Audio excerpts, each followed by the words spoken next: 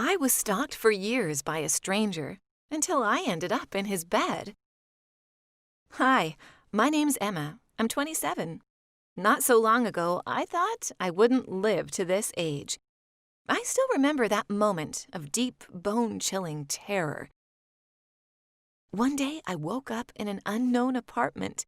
I was paralyzed in fear because I didn't understand anything. How did I end up here? And why? Why are my photos here? And who's this grumpy man next to me? I'd seen him a few times, on the street, in the store, near my house. Yeah, almost everywhere. But I never gave it a second thought, until I noticed him taking a picture of me in the park. The last thing I remember is fear, scary thoughts about maniacs, him chasing me across the park, and me gasping for air after fleeing in panic. There was no doubt I was in this madman's house. I was sure he'd kidnapped me, so I was preparing to lose my life. "You're finally awake," he said. All I could do was try to escape, but this was hard since I was only semi-conscious. "Calm down, you're still very weak," the horrible man soothed. "Who are you? What do you want?" I said nervously. "I want to talk to you," he said, trying to justify himself. "I didn't dare for years thinking you wouldn't understand, that you wouldn't believe I'm your dad." "Of course I won't believe it," I said, shocked. "I have a dad, and he's obviously not a psycho like you." I don't even know where I got the strength to get out, but running into the street was the happiest moment of my life. "Emma, believe me, ask your mother," I heard in the distance, but I couldn't find anything to say to that except insults. "What a strange adventure," my parents said nonchalantly when I told them my unnerving story.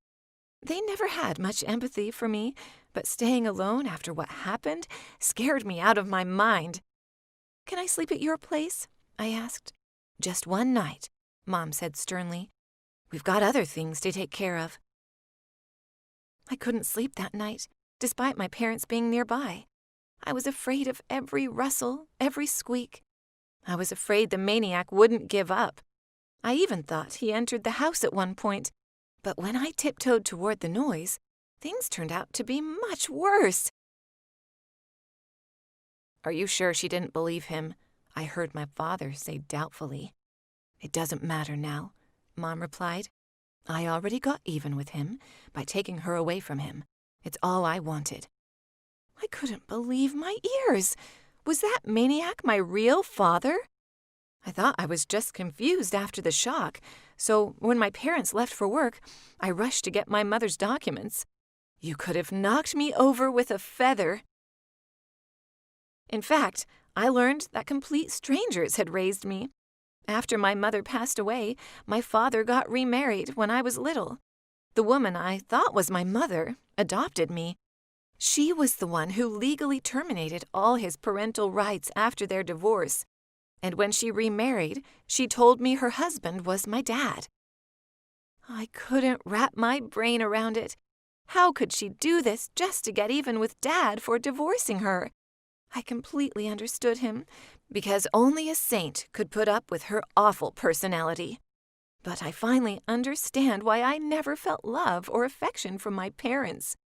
"Stop eating, we don't have much money. No toys, stay quiet.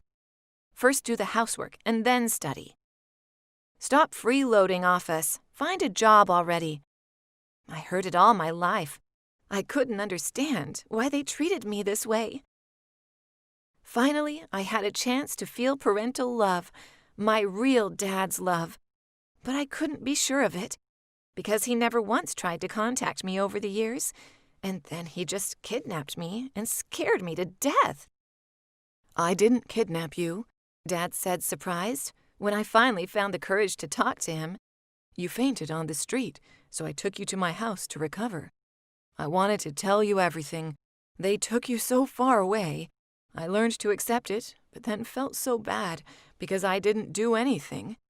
I've been looking for you for years, and when I found you, I couldn't approach you out of fear you'd push me away and wouldn't understand. So I was just looking and waiting for the right moment. That moment never came, I just thought you were a maniac, I replied. But now that things are clear, let's try to become a real father and daughter.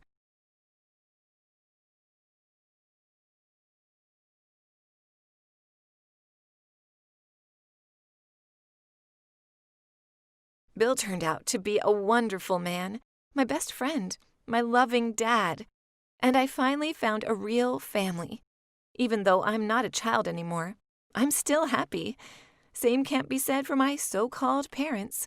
We need money, those heartless imposters said when they showed up. We know you earn good money, and you owe us. We're your parents, after all. You're no one to me, I retorted. I know the truth, and I'll give you what you deserve.